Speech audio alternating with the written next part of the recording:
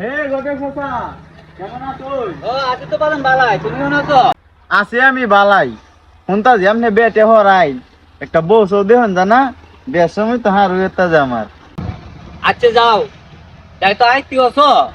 বউ একটা আমি দেখতাছি, সুন্দর দেখি তুমি একটা বিয়া করা মানে। কে দেখুন যে তো যাই যে। আসসালামু আলাইকুম। ওয়ালাইকুম আসসালাম রহমতুল্লাহি ওয়া বারাকাতুহু। বাতুলে বাড়ি আরে গটক বিলাস দে কি মনে করে আমার বাড়ি তো সেরেন ঠেরেন নাই এরে না দেখি তুই সেরা আছে না? সেরা আছে না একটা? তারপর আছি তে কি মনে করে আইলাতে এদিন তোমার স্যার আমার রাস্তা তো আইসিন, বুঝছেন একটা বউ দেওয়ার লাগে। ও তুমি একটা সুন্দর দিকে দেখছি। বউ তো দেখছো, আমার বাড়ি ঘর দেখছো, ওর তো সম্পদ তারা কিন্তু আমি ব্যবহার হইতাম না। সিরি বাহে অত সম্পদ আছে, বোন বড় কে বংশ ভালো আছে, তবে একটু সমস্যা ভাই। তো সমস্যাটা কি তা? সমস্যা হয়েছে আপনার মেয়েটা একটু খাটো।